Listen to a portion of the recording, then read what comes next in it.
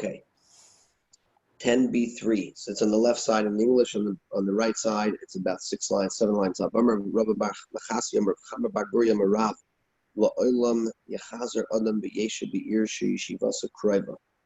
A person should always try to yechazer. He should work on trying to live in a place where its yeshivasa, its settlement is near, is recent, a new place, a new town. Because its inhabitation is new. It's a newly set up town. Its averis are few.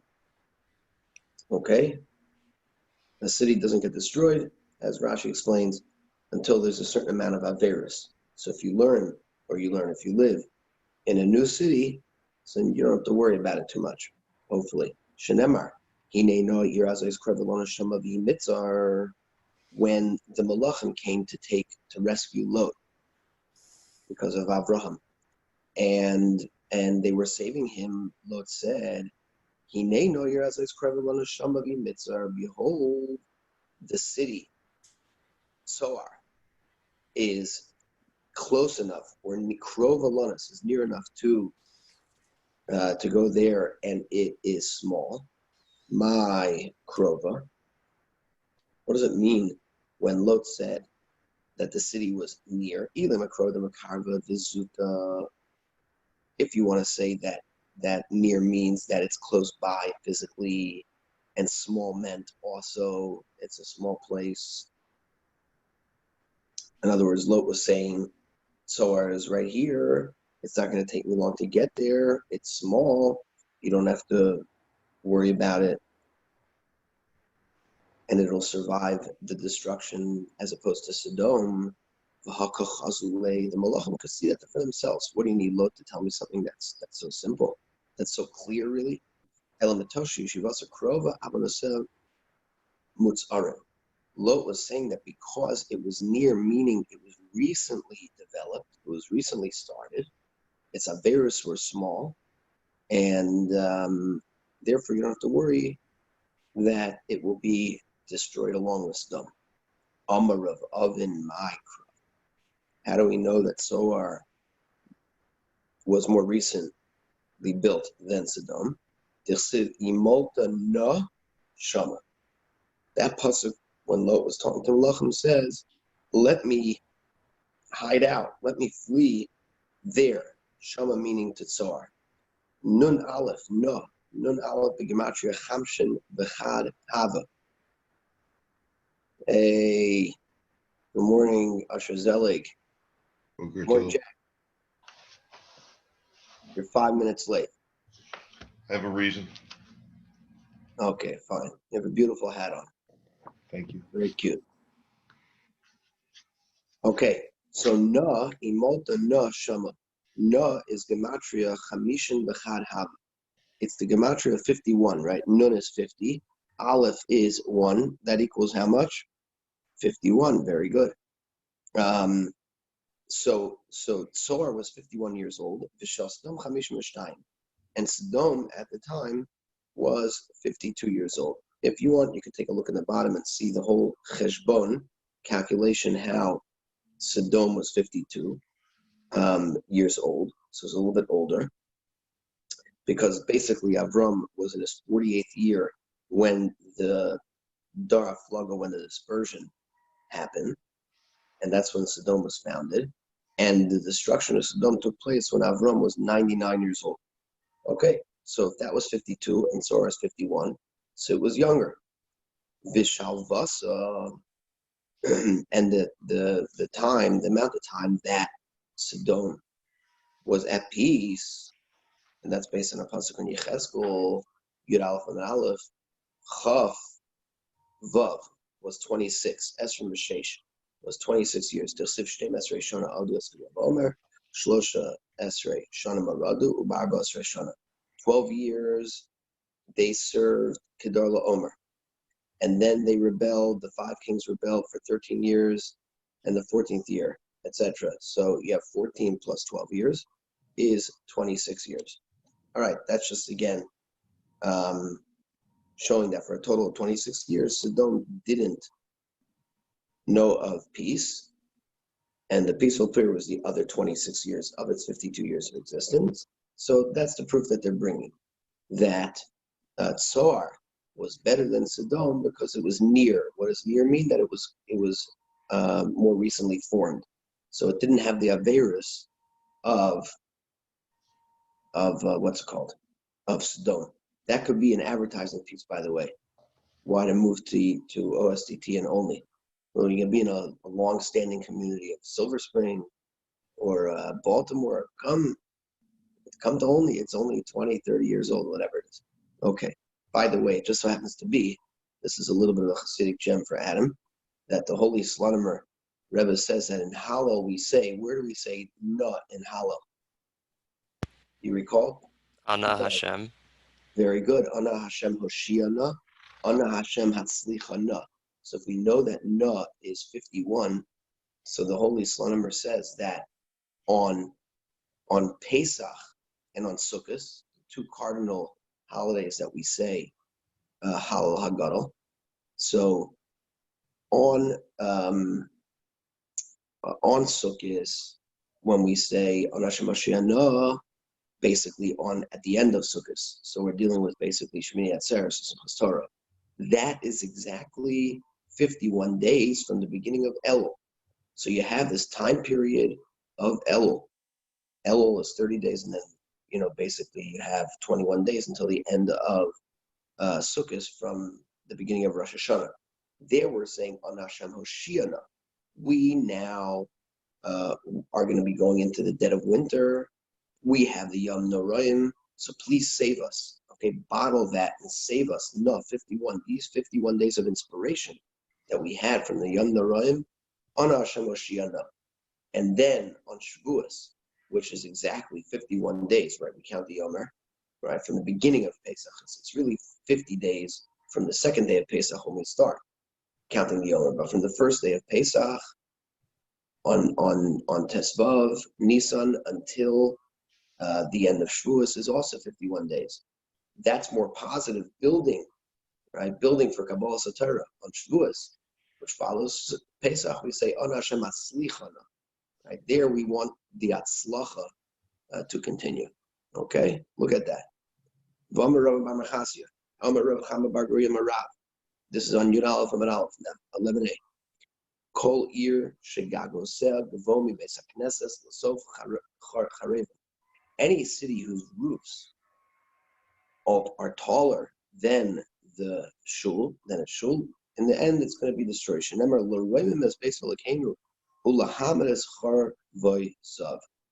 This is a pasuk in Ezra, and the pasuk is implying that by raising the Beis HaMikdash, they merited the protection of the fence. Okay? The pasuk says to raise up the Beis HaMikdash, the temple of our God, and to restore its ruins, and to provide us with a fence in Yehuda, Judah, and Yerushalayim. So that's basically the halacha of Hanimim Babatim. Rav explains that's only when it comes to the roof of the houses.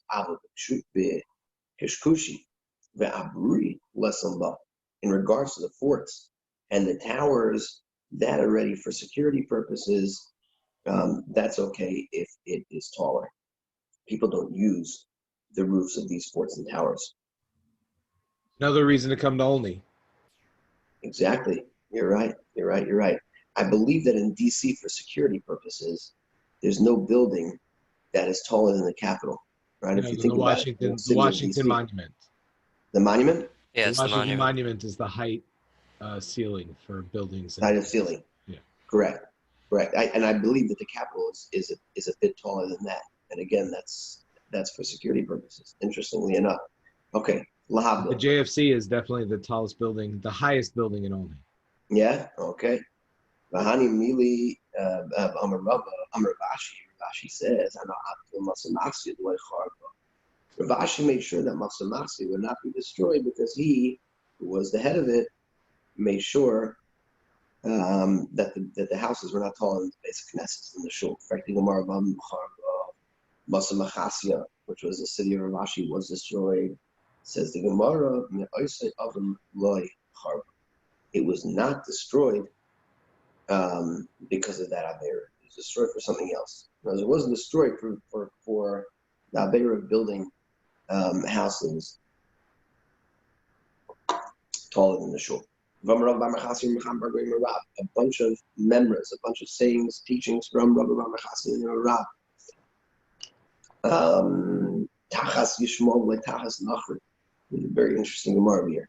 It's better to work under Yishmaeli, which I guess we can translate as in Arab, like Tachas Nachri, rather than working under a stranger.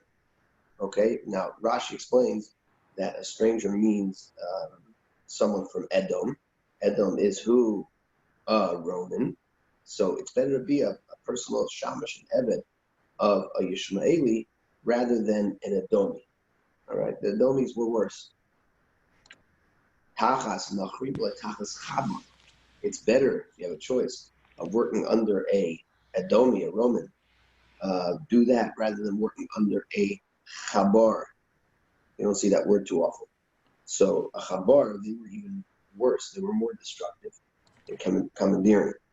So Rashi over here says that a chabar are people that came from the Persians and other places. Rashi says in Kedushin and other places that they lived near the Persians. Okay, Taisus goes like that also. Tachas chabar, tachas tamachachim. It's still better to work under a chabar than work for a Talmud Chacham. Because someone who disturbs a Talmud Chacham is going to get very punished. Okay? So, and it may be difficult to give him the regular cover that's necessary. So it's better to work under Chabar, Tachas Talmud Chacham, like Tachas Yosem La'Mana. And yet it's better to work under a Talmud Chacham than a Yosem, an orphan, La'Mana, or a widow. Again, because the Torah is so careful in making sure that we protect the pain of a Yosem or an Almana. If they cry out to Hashem, Hashem will exact retribution. And therefore, it's better not to work for them, lest one come to be pogeya, or hurt them or their feelings in any way. He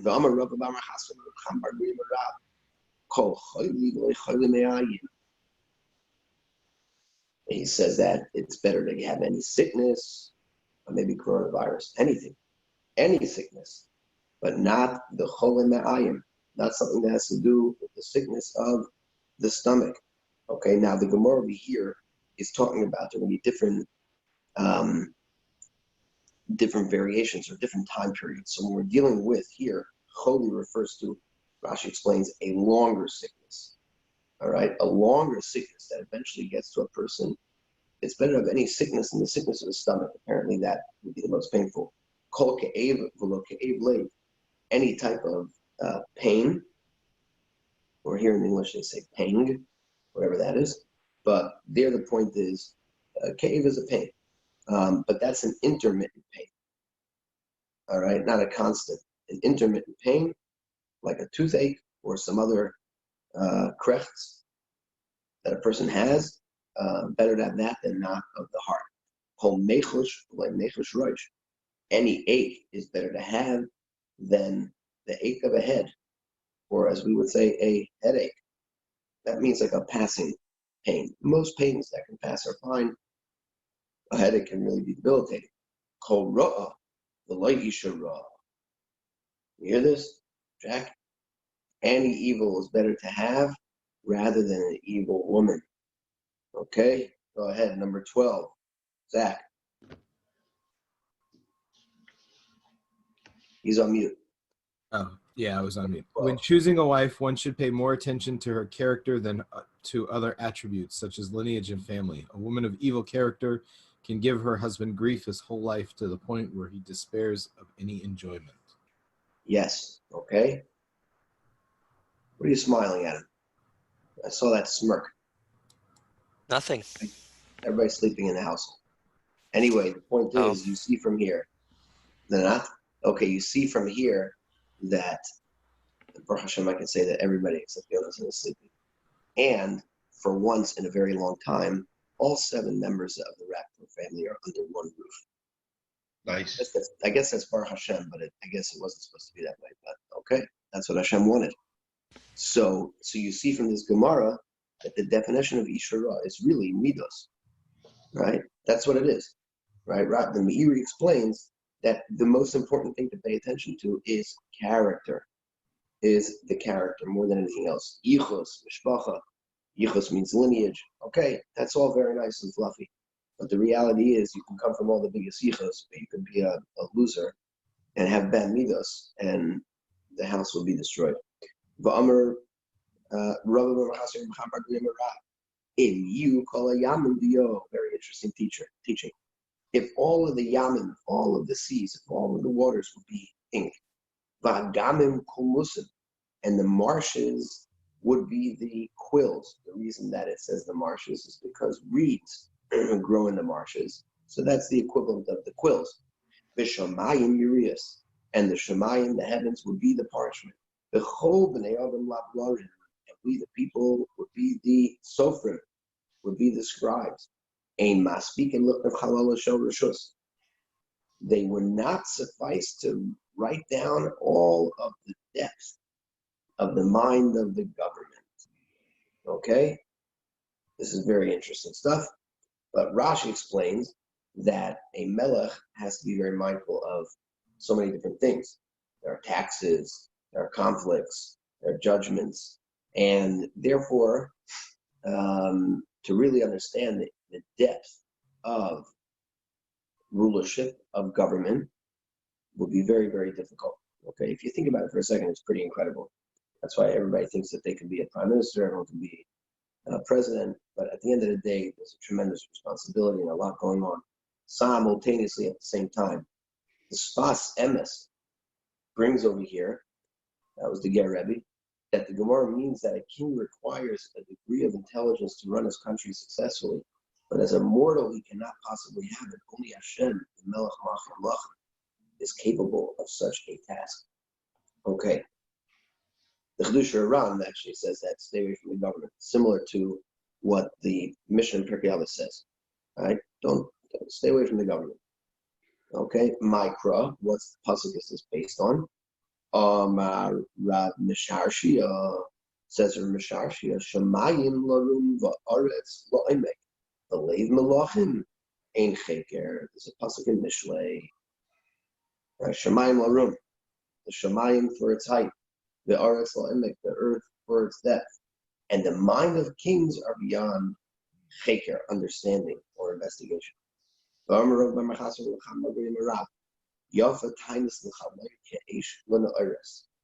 reference back to this later, that a fast, we have this in the end of brachos, but a fast is good for dreams, to be able to be a kapara, to be able to be an atonement or to nullify those bad dreams, like fire is effective in burning the toe of flax.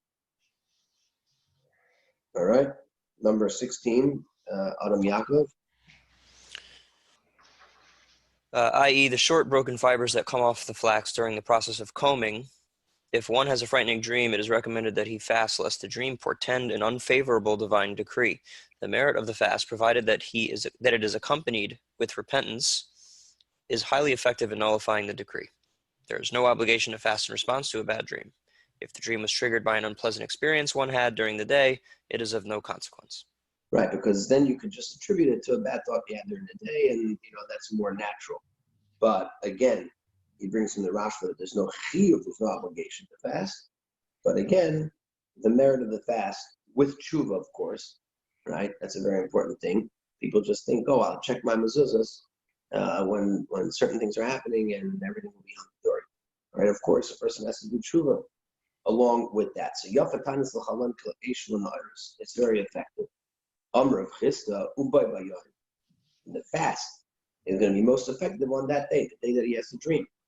Okay, so if he wakes up and he had that dream, and it's not from something he thought about, one could be makabel a tinus. Amr of Yosef says, Rav Yosef, afilu b'Shabbos. Right, you can observe such a fast even on the Shabbos. All right, now this is very important. I'll read 17.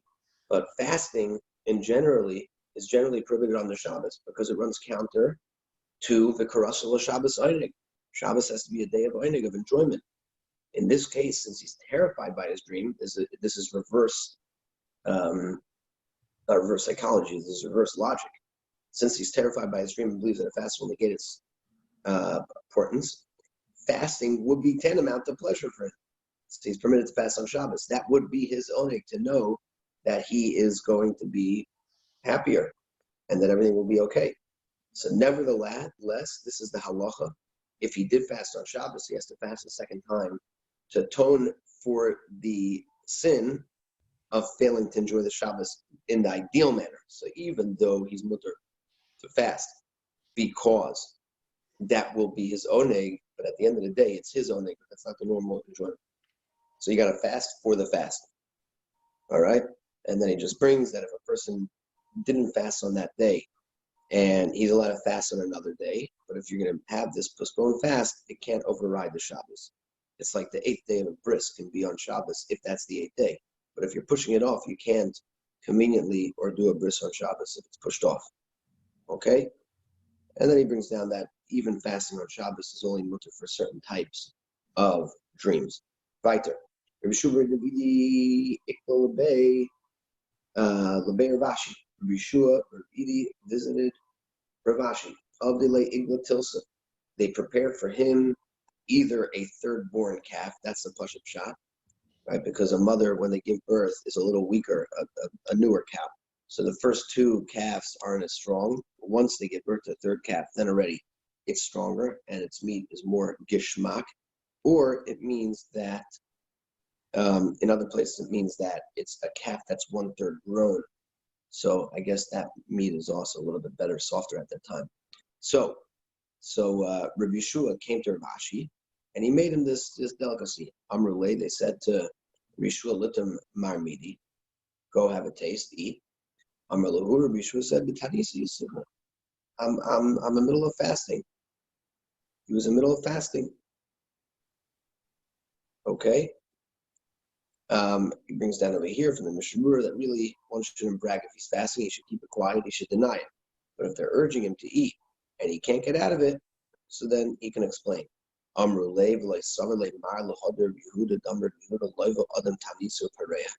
you hold a Rabbi Yehuda that a person who was makabel a tinus, he's allowed to borrow his fast? Okay, in other words, he can break it, he can eat if that should happen, if the need comes up, and then he can repay it by fasting another day, without getting into the details of the halachas over here, but there are many. Amrluhu, right? So go and eat. That's what Ravashi and those chevra there were telling him. Amrlu tinus chalayim. No, his tinus was because he had a scary dream. From a Rabbi Merchasi and Mercham Barbia Merav, Yafa tinus chalayim ke'eshel iris. We just learned that the effect of a tinus is very good for a bad dream, like fire is to burning this seed, this flax. From Rav Chisda, uboy bayom. Rav Chisda said it's on that day. For Rav Yosef, afilu b'Shabbos. Okay, so it just brings a story. Generally, when a story accompanies a halacha, that is the way we paskin, and that is the halacha. Okay. Now we're up to the end of the Mishnah. Before we get to another Mishnah, the third Mishnah of the parak, but this end of the second Mishnah continued. All the different things that we said, one shouldn't begin close to mincha, but if you began, you can complete it. You don't stop. For mincha, for tefillah, but mafsik krishma. But if you did interrupt it, but if you began doing whatever you're doing, you would have to interrupt for shema, not for shema esrei. Now, if you look back to Tess on the base, okay, any of the 9 B's, it's on top over there. It's very interesting. I don't know why I didn't notice it, but the Mishnah said it. I'll paraphrase. A person shouldn't sit before the barber close to mincha until he davens. He shouldn't enter the bathhouse, the borski, the tannery, the not to eat, not for judgment. And if you began, you're not mafsik. So it said a person shouldn't go and daven. It's referring to davening And then it says you could be mafsik for Kriya Shema, ve'ein mafsikin l'tefillah, and you're not mafsik for tefillah. You understand? You hear the redundancy? It repeated again, not being mafsik for tefillah, but that's already what the Mishnah was talking about in the beginning. A person shouldn't sit before the barber before he davens. Okay? So frek the Gemara, Hatana le Reisha. The Tana already taught in the beginning of the Mishnah, a mafsikin. You don't interrupt for mincha. For mincha what? For Shemon Esrei, of course. Says the Gemara, Seifa Asan L'Divrei Teireh. The Seifa, the end of the Mishnah, is referring to those that are learning Torah. The study of Torah, one should only be mafsik for the Shema, not for Tefillah. And until now, the Mishnah was talking about the other things, right? The bathhouse, the tannery, the haircut, and so on and so forth. Titania, for we learned in the Brisa, Talmidei Chachamim, that are being Isaac in Torah, okay? People that are careful either with halacha, but here it's referring to people that are studying Torah. Mafsikin l'Kriya Shema, ve'ein mafsikin l'Tefillah. They still have to interrupt their learning for Shema, but they don't interrupt for Shemona Esrei. Kriya Shema is midaraisa, and Shemona Esrei is not. So it's referring to these types of people. Rabbi Yochanan says, right, what's his name is not here, unless he is.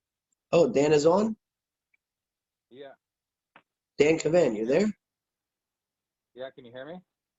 Turn up your volume. Yeah, I can hear you, Dan.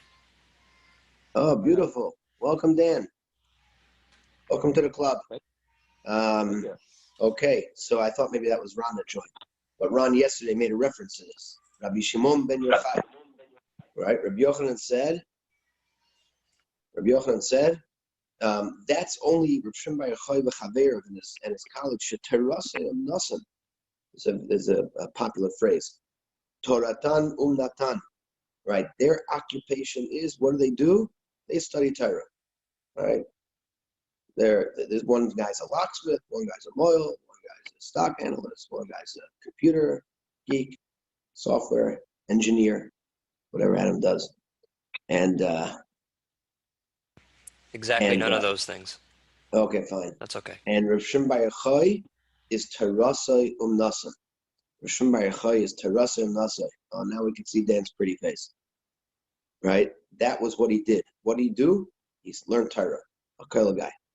A serious one. So they don't have to interrupt their learning for Shemona Esrei, but rather only for Shema. But us regular people, we do interrupt for Shema and Shemona Esrei. Right? It seems there's a brisa that says just like you're not mafsik for Shemona Esrei, you do not interrupt for Kriya Shema, for the Shema, and that would imply even those that tarasim nasan, even those that their Torah is their that is their occupation. Says the Gemara, Tanya Hebrew Ibrashana. That is something very specific. That's only the Talmidei Chachamim that are meeting to discuss extending the year to make an extra Adar. Okay, they would meet in a specific attic. The Gemara talks about it in Sanhedrin, a secluded area, and deal with what's needed to extend the Hebrew calendar by a month. The Amar Vada Bar Ava Sabi the Hagranya. Vada Bar Ava and said that the Sabi, the elders of Agranya, taught in a Brisa on the Belazar Sabi Shahinu is going to be Roshana B'Yavne. Lo Yehinu Masikim Lev Kriya Shema V'Leil Tefillah. That's an extenuating circumstance. That was very important. That they couldn't interrupt for anything, even for Kriya Shema. The whole Yom and Tovim and everything for Klal Yisrael was based on that meeting, and therefore that is when even they did not mafsik. We're not mafsik for Shema, but in general we are mafsik for everything. And someone who's Torasim Nasan, that's involved in their Torah, they're Isaac b'mitzvah patana mitzvah. They're exempted except for Kriya Shema. They would have to interrupt. Not Shemona Esrei. Okay? Yalla. Let's go further. Next Mishnah. Okay? So the last Mishnah, again, the first Mishnah dealt with Hotzah, bringing in, taking out. The second Mishnah dealt with things that we should be careful with on Erev Shabbos before Mincha, lest we come to forget, lest we get preoccupied. And now we're going to be dealing with other Hilchos of Shabbos. Oh my goodness, what a good time. A Chayat should not go, the tailor should not go out with his needle close to it getting dark on Erev Shabbos on Friday. Maybe he will forget that he's carrying it, and he will go out after a Shkia. And a scribe, a sofer, cannot go out with his quill. Again, Shema Yishkach, so you shouldn't forget. And then he'll end up violating Hotzah carrying. Well, you follow this kela of one should not blouse his garments yikra la'aran there, and he shouldn't read something by the light of the candle, by the light of the lamp on Shabbos. Right? Why is that? Right? Rashi explains, maybe, especially back then, right, with the candle, he's going to need to see it a little bit better. He'll tilt the candle to bring the oil because it's already, it's getting a little bit dim. So move the oil around to be able to get a better light. And it'll cause havara, it'll cause extinguishing on Shabbos. The emes amru. In truth, the emes, they said. What do you think that means? It always bothers me when people say, honestly, I mean this honestly, right? Well, and the rest isn't. So what does Mishnah say, be'emes amru? Everything else is not true, right? So the Yerushalmi means that whenever it says be'emes amru, it brings to the bottom, it means it's halacha Moshe Sinai. This is something that was taught as halacha from Moshe at Sinai. HaChazan ro'ehechem tinokas koren. The Chazan, the Shamash, the sexton, they look where the children are reading. He can do it by the Aron there, by the lamplight. Abahu yikra, but he should not read. Okay. Number 36. Adam, go ahead. The Mishnah refers to a sexton of the synagogue whose duty it was to summon 7 people to read from that week's Torah portion on Shabbos morning. If he did not know which portion was supposed to be read that Shabbos, he could identify it by watching the school children study the week's portion in the synagogue on Friday night. The Mishnah teaches that although he may not actually read the text by lamplight, he may glance into the children's scrolls to observe from where they are reading. Alternatively, the reference is to a teacher who may glance into a scroll to determine where his students should begin and end their lessons the next day. The Mishnah thus means the teacher may look where the children will read, etc.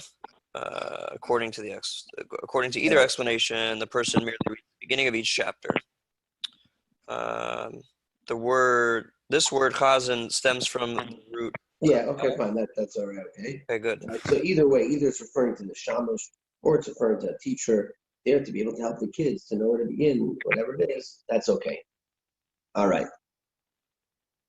Now, the Mishnah ends off over here. Rashi explains that this is dealing with distancing people from an Aveira, kiyotzebo. Similarly, we're worried about keeping people away from Aveira. The Mishnah says, Lo yochel azav mazav. A zav is not allowed to eat together with a zav because it may come to cause them to be together, and that would be a prohibition of kares, cut off from heaven. And basically, the halacha is that if you have a zav or a zava, and the halacha applies with the nida as well. So if you have, and the halacha also applies with the tahar, if the guy is tahar and the wife is a zava. So again, in all these scenarios, if a guy has it's similar to a seminal discharge, but it's a different type of liquid, zivus, or the wife, the lady in between her periods, she sees some type of emission or flow, or a woman who has seen dam nida, again, having relations with any of these would be a terrible avera. So a person shouldn't eat together unless they make some type of heter, unless they make some type of distinction. They put something there. They eat on separate tablecloths, separate mats, and so on and so forth. Again, so that person should not come to do an avera. Says the Gemara, second bottom line, Tanan Hasan. A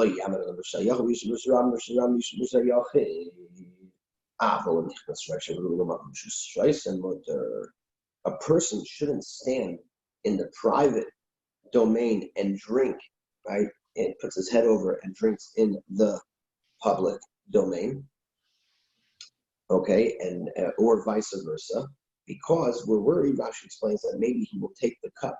He's leaning over the Shirabim, he grabs like a little cup, and he drinks there. Gezerah, important, the Rabbanan said, don't do this, maybe you'll bring the kli, the cup to him, and then he's going to be over an Isser Daraisa. He will transgress a Daraisa, even if it's Kashogeg, right? Because he didn't mean to, but that may happen, so don't do that. But if you brought forth your head and most of your body, okay, so your feet are in the private, but your head and most of your body are in the public, then the Chacham were not worried. They'll do everything there. So it doesn't go by the feet. It doesn't putting liquid into your gullet doesn't go by where your feet are, and correct. Rosh Havaruba. What? Goes by Rosh Havaruba. That's a famous shir in the Chazal. Rosh Havaruba means your head. The first part seems to be more concerned about the akira and anacha of the cup, whereas I'm wondering if the liquid itself, if we have to be worried about, or if there's no hanacha, if you're just like, if you're drinking from a water fountain and it goes right into your mouth, the liquid goes from the fountain right into your mouth. Is there a kira and anacha there? Yeah, I don't know about that. That may be a little bit different. If it's all in one place, it's probably not. But over here, specifically worried about a cup. Right. Okay. Back then, they didn't have any water fountains, bucko. Okay. So they did too. They had fountains. They didn't have water fountains where you push a thing in, whatever. Not where you push a thing, but they certainly had fountains.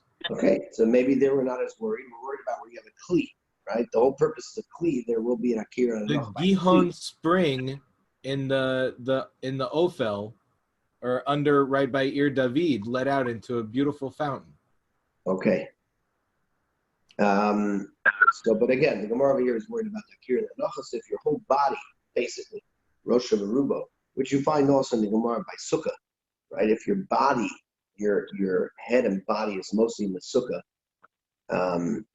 that's enough, even if your feet are outside the Sukkah. So you have that shear in other places. The Mishnah continues, the Gemara continues, V'chein begas.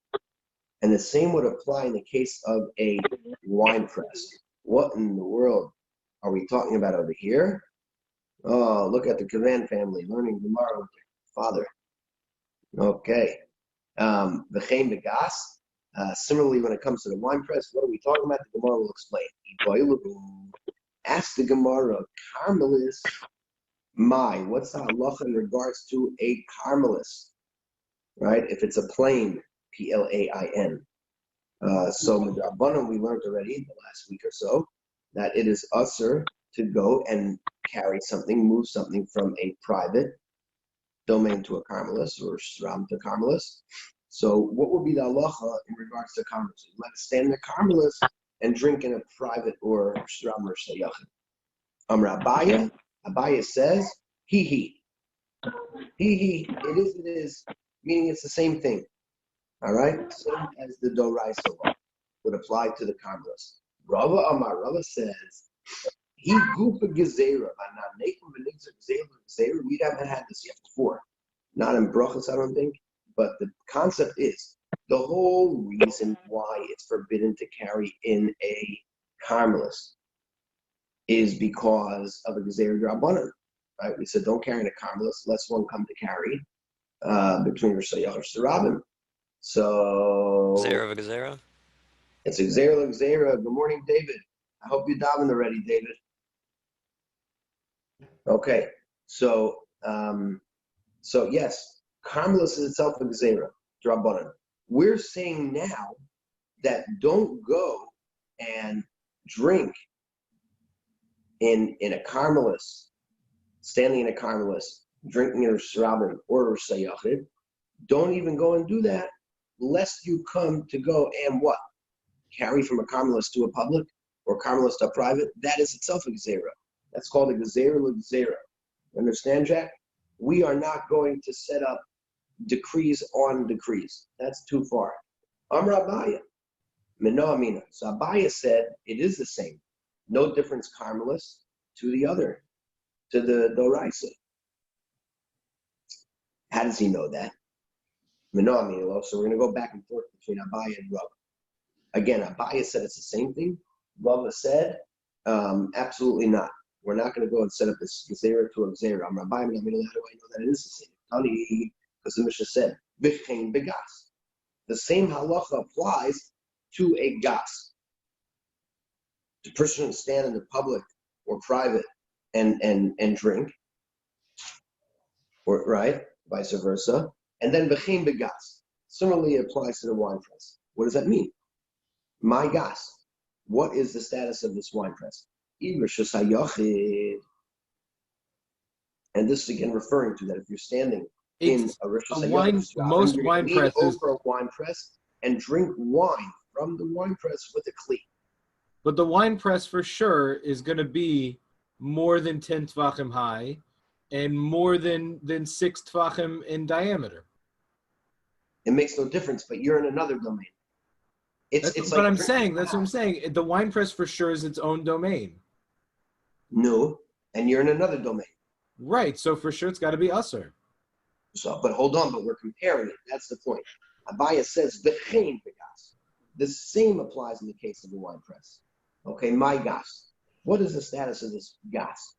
If it is a rishus hayachid, it's considered a private domain, like you said. It's at least 10 tvachim high, 4 tvachim wide. Tanina. We learned that already. That's what it said in the beginning of the Mishnah. And if it's considered a public domain, meaning the wine press is in Rosh Hashanah and it's less than 3 tvachim high in that area, that's where you took the wine from. Again, Tanina. What's the chein begas? That's no different than drinking water. Tanina.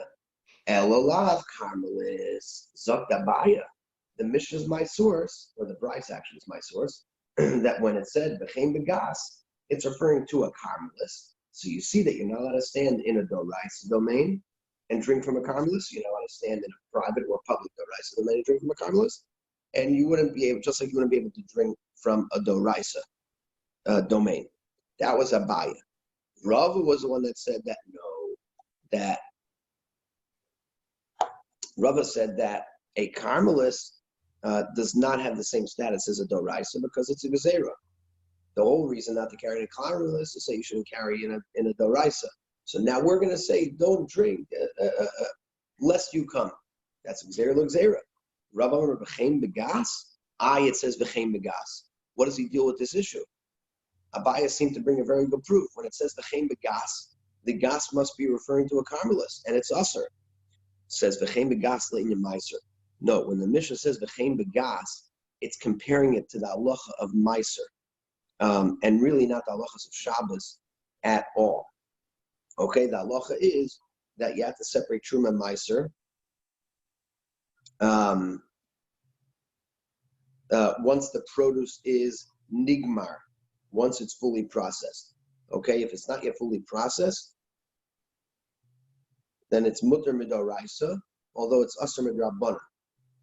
All right, the Rabbanan came along and said that only regular drinking, regular consumption would be asur, but it may be eaten arai, derech arai. That means more casually. Okay, so we hear the Mishnah saying if you have wine that was not yet meiser, it was not yet tithe, it's still in the wine press, it's not fully processed, so it can be drunk casually, but not regularly. Okay, that's what's going on over here. All right, so says the Mishnah that drinking wine over the press is not considered casual unless most of his body is over the press. It is in this respect that the Mishnah draws a comparison between Hilchos Shabbos and Hilchos Meiser. Just like by Shabbos, one's allowed to drink from another domain if most of his body is over that domain. So in the case of Meiser, if most of his body is over the press, it would be okay. Okay? So Rabbi he also explains the Tanan. This is what the Mishnah means. It's a Mishnah in Meisers. Shaisan ala gas. A person is allowed to drink wine over the wine press. Bein ala chamin, bein ala tzonein upater. whether it is diluted with hot water or with cold water, and he's putter from giving Meiser, taking Meiser. Divrei Meir. That's who we're following. That's the opinion of a mayor. He holds that drinking wine over the wine press is considered derech harai. It's considered casual, and therefore you're allowed to drink it without taking Meiser from the wine. Okay? Number 9, Zach. Remeir holds that although he diluted the wine, his drinking is still deemed casual. However, this is true only where he drinks over the press, i.e. most of his body is over the press, see the note 7. If he drinks outside the press, his drinking is considered formal, because once he removes the wine from the area over the press, he is unlikely to pour any of it back, and therefore his intent is presumably to drink all of it. Oh, correct. Rabbi Lezer, now let's go weiter. Rabbi Lezer of Tzaddik Machayis. So it could be one of those things where it determines who's doing the drinking also, like we saw with the brachas, because if Adam's leaning over the wine press, he's not pouring any of it back either. Okay. Totally unnecessary. Rabbi Lezer of Tzaddik Machayis. Rabbi Lezer, the son of Rav Tzaddik, says no, that even that one is chayiv to take off meiser from the wine, even if he drinks it over the wine press. The fact that he diluted the wine, once he diluted the wine, it's considered keva, it's considered regular, and therefore he's chayiv. The chachamim, different than Zach, but still they do give a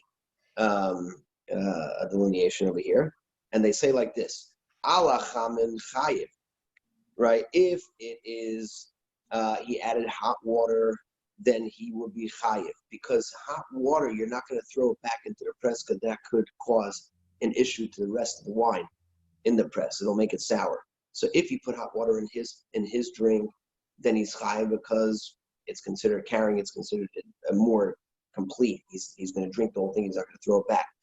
But if he diluted with cold water, he will pour back whatever remains.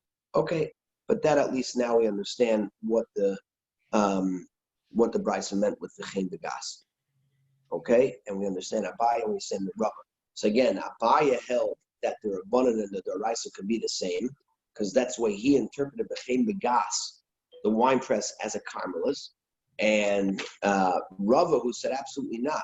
We're not going to make a gzeira to gzeira. The minute the Brisa says v'chein begas, when it compares the gas, that is referring to Meiser, not Hilchos Shabbos. Tanan. Let's go a little further.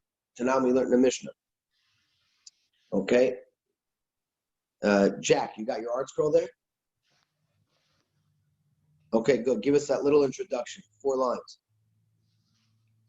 Which 4 lines are you looking for? The 11 Gemara B2. above cited a The dispute. Gemara above.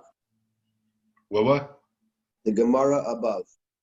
The Gemara Cited. above cited a dispute between Rabbi and Abaye as to whether safeguards were established for rabbinic laws, which themselves serve only to safeguard against biblical transgressions.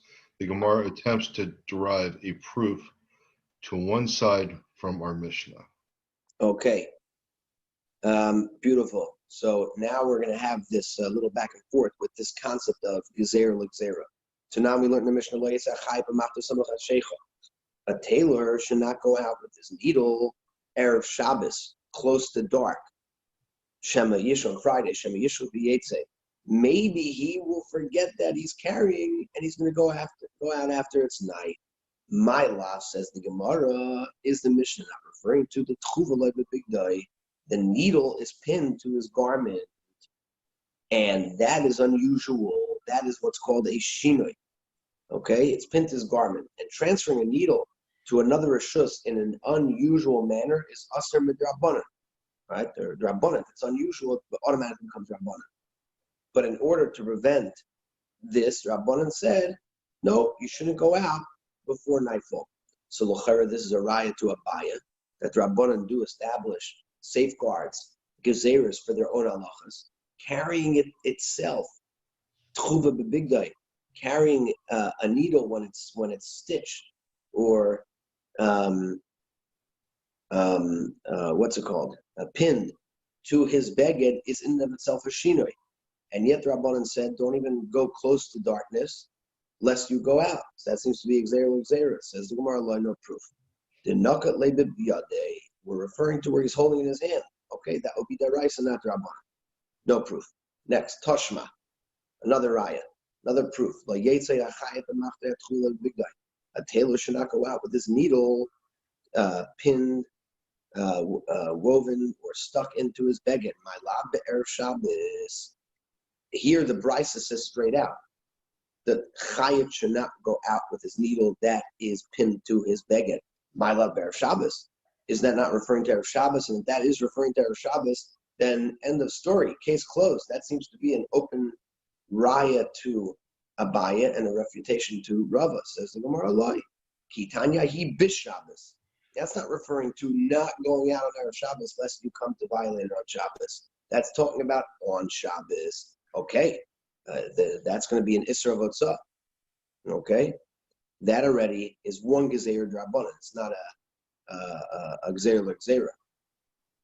All right, you're not allowed to transfer a needle in such a manner on the Shabbos itself, because then maybe you'll flip it to your hand, and that will be Asr. The Tanya, another ayah, we learned the Brisa, it's Erev Shabbos im Chashecha. OMG, this seems to be an open raya from a Brisa, where it says the Chayit, right? The tailor should not go out with his needle pinned to his beged on Erev Shabbos before nightfall. Okay, that's only us from the Rabbanan, and the Rabbanan still, because it's a shinoi, it's not the normal way, and yet the Rabbanan said don't go out even before. You can't even go out before. That seems to be that they're making a gezerah, a safeguard, a fence around their own isurim. Hamani Rabbi Yehudi. No, that price is Rabbi Yehuda. The Amar Uman Derech Nusay Chayiv. If you have an Uman, a craftsman, who carries things in the manner of their craft, me and you wouldn't carry it that way, but for them it is regular, would be a Isser Daraisa. That would be prohibited. The Tanya. For we learned in the Brisa. On Shabbos, a tailor is not allowed to go out with his needle pinned to his garment. Nor a carpenter with the ruler or the pencil, right? They stick it up by their ear over here, right? They look all cool and everything, right? Me and you wouldn't carry it that way. But that's the way they do it. So funny, Jack, huh?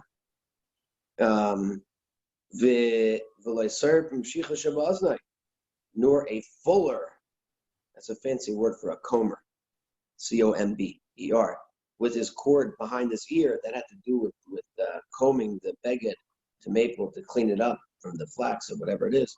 Like gardi be'ir shaba'aznai, nor a weaver with a stopper behind his ear. That was again with the woof and the loom, right? They would have these strings, and you want to make sure that it didn't roll out all the way.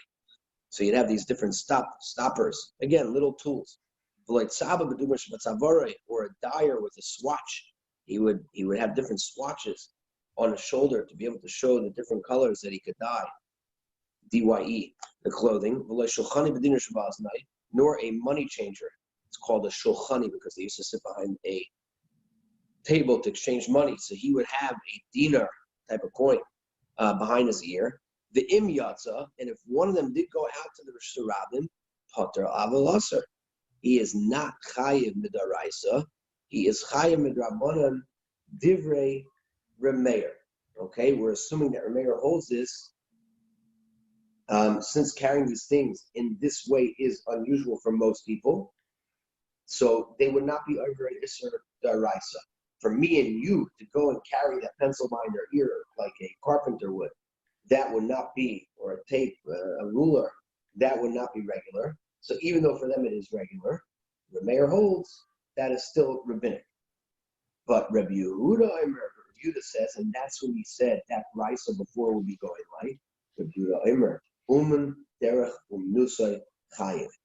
A Uman, an Uman that is carrying out the way he normally does, even though for me and you it's not normal, would be chayiv, ushakalav and putter, but everybody else would be putter midoraisa.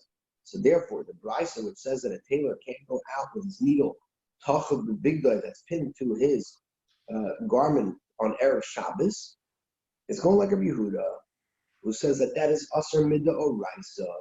So you don't have a raya against Rava that, you see that there's Xera and Xera, because it's referring to the Oraisa. Okay, let's go a drop further. Tani Chada, a little bit further. Tani Chada, Lo Yetzaz Bekisa. Oh man, all right, we'll stop, hard stop 2 minutes. Tani Chada, Lo Yetzaz Bekisa. Zav is not allowed to go out on Shabbos with his pouch. But you know what? We're towards the bottom of the year, right? Everyone has 2 more minutes or no? 1 more minute now. 1 more minute. Okay. Adam's giving a thumbs up. Tani Chadale Zav Bikisa. The Zav's not allowed to go out with his pouch. Again, a Zav is someone that's having this discharge, a gonorrheal emission, whatever the heck that is. It's similar to, like we said, a seminal emission of a Balkari. It's a little bit different. So he would wear a pouch around that part of his body to be able to capture these different discharges. We'll see why. The im yatsa pater avarasser. If he did go out into the Rishus Rabbim, no Erev, of course, then he is not chayim midaraisa, he's pater, but it's still asur midrabanan. Tani idach lo yetze.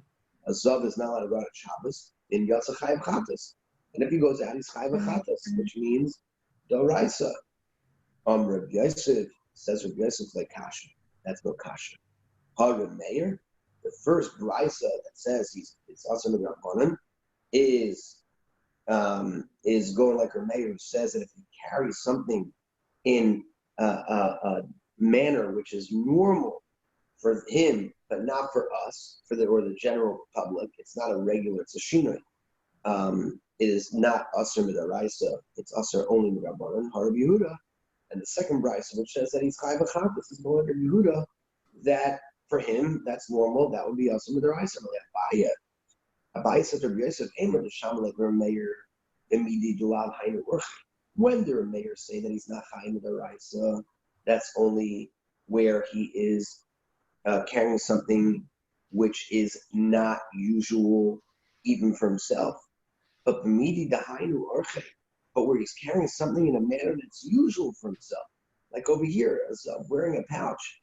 Mishamale, would the mayor say he's not chayim in the raisa? The mayor should agree that a zav is chayim for wearing it because that is his way of carrying it. It's mamish his way of carrying it. Okay, as opposed to the tailor with the needle pinned to a garment, it's unusual even for the tailor himself, because we understand that a tailor does this, he wants to advertise his vocation. Well, what does a carpenter have to hold it over there? He wants to show that he's a carpenter. It's free advertising. Okay? But over here, that's the normal way. There is no other way for him to do it. Because you're not going to say this. Elameata continues Abaya.